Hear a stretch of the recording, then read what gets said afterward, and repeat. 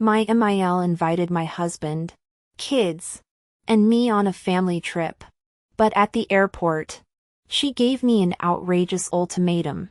When Gracie's mother-in-law invited her on a family trip, she considered it a step toward mending their relationship. Instead, the trip kicked off with a jaw-dropping ultimatum that Gracie couldn't ignore. She had to devise a plan to expose her mother-in-law and teach her a lesson. Chapter 1. I never thought my mother-in-law would do something like this. I mean, I know I'm not her favorite person in the world, but what she did was totally unexpected. My name's Gracie, and boy, has life thrown me some curveballs. 4 years ago, I lost my husband, Bernard, to cancer. Back then, our girls, Emily and Ava, were just babies. Emily was 3, while Ava was just a year old. I remember the day the doctor gave us the news. "I'm sorry, but the treatment isn't working," he said, his voice heavy with sympathy. "We'll get through this. Gracie." Bernard squeezed my hand. "You're the strongest person I know."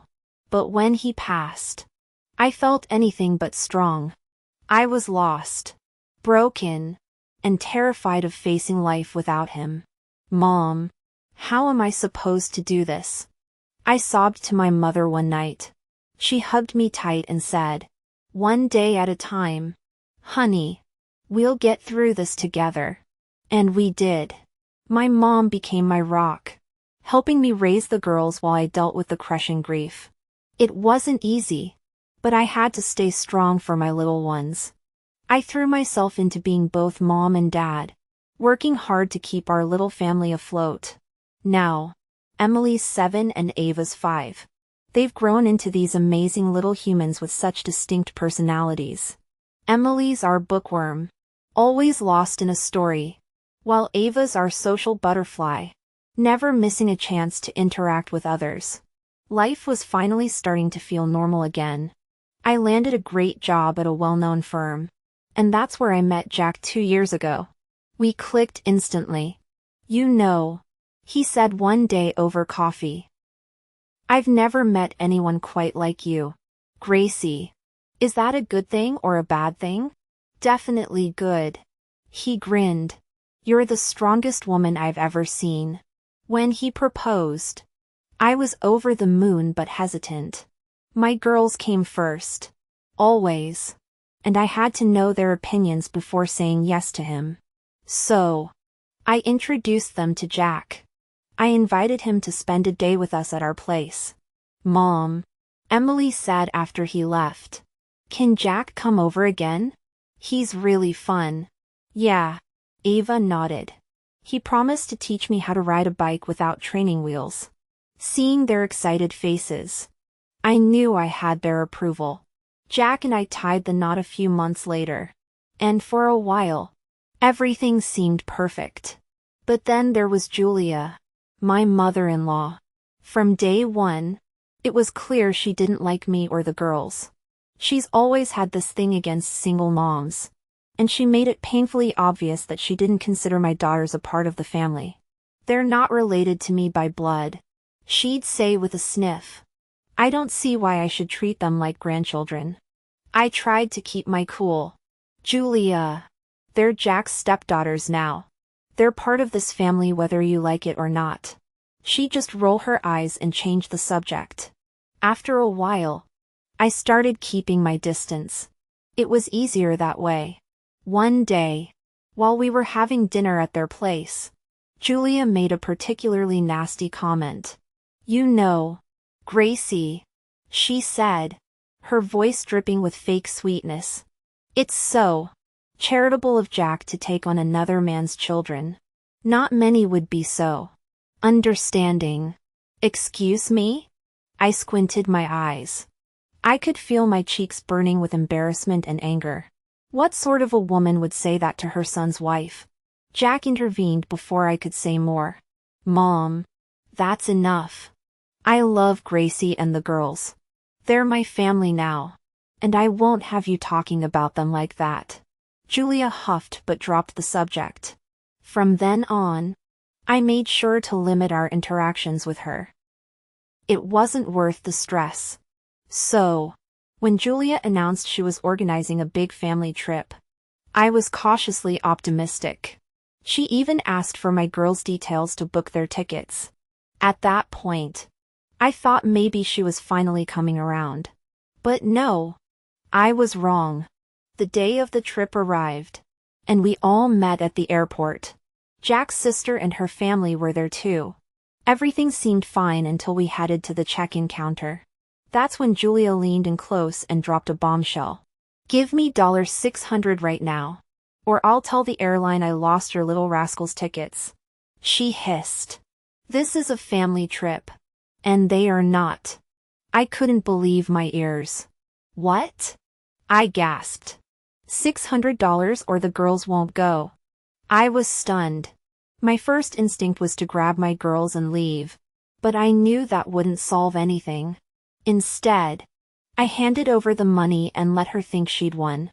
Little did she know it was a part of my epic revenge as I pretended to be okay with what she said. During the flight, I kept thinking of a way to teach her a lesson. Should I expose her directly? I wondered. Should I do something to make her feel bad? Then came the idea that I had been waiting for.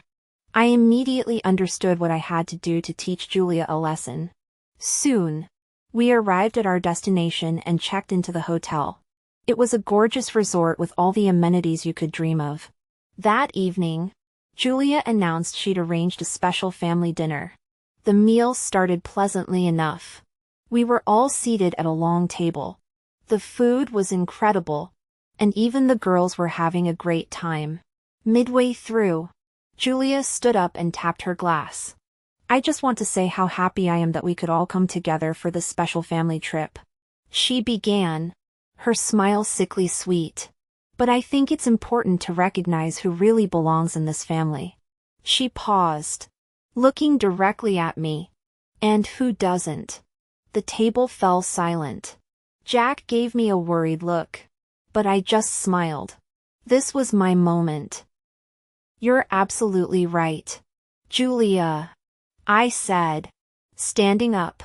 "Family is everything, which is why I arranged something very special for you." Before she could respond, I pulled out my phone and played the video I'd secretly recorded at the airport. Her voice, demanding $600 or threatening to cancel my daughter's tickets, echoed through the restaurant. Julia's face went pale as everyone listened in shocked silence. But I wasn't done yet. You see, I couldn't let something like that slide. I continued calmly. "So, I made a few changes to our accommodations. Jack, the girls, and I are staying in the penthouse suite for the rest of the trip. All expenses paid, courtesy of the money you extorted from me." I figured it was the least I could do after what you tried to pull. The table was dead silent. Julia gaped at me, speechless. Then, to my surprise, Jack started clapping slowly. Soon, the entire table joined in. "Gracie." "I had no idea," Jack's sister said, looking horrified. "Mom, how could you?" Julia, humiliated and furious, tried to defend herself. I didn't mean. It was just a joke." "A joke?" I replied. "Threatening to leave my children behind is your idea of a joke?" "I don't think so." Julia stormed out without another word, leaving the rest of us to finish dinner in a much lighter mood. As we were leaving, Jack's father approached me. "Gracie, I'm so sorry," he said, looking genuinely upset. "I had no idea Julia would do something like this. Please know that I consider your girls family, no matter what." "Thank you." I smiled. "That means a lot." The rest of the trip was amazing. We enjoyed every bit of that penthouse suite, and my girls had the time of their lives. This isn't where the story ends. When we got home, Jack made things crystal clear to his mother. "Mom," he said firmly, "until you can apologize and treat Gracie's daughters as part of this family, You won't be seeing any of us. They're my girls now too. And I won't stand for this behavior. Julia tried to protest. But Jack wouldn't hear it. No. Mom. You've crossed a line. It's time you realize that family isn't just about blood. It's about love and acceptance. When you're ready to understand that, we'll talk. It's been a few months since then. Julia has reached out a couple of times.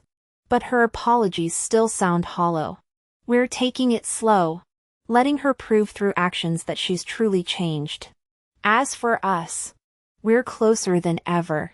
This experience, as awful as it was, showed me just how much Jack loves and supports us. And it taught my girls a valuable lesson about standing up for yourself and your family. What would you have done if you were in my place? Tell us what you think about this story. And share it with your friends. It might inspire them and brighten their day.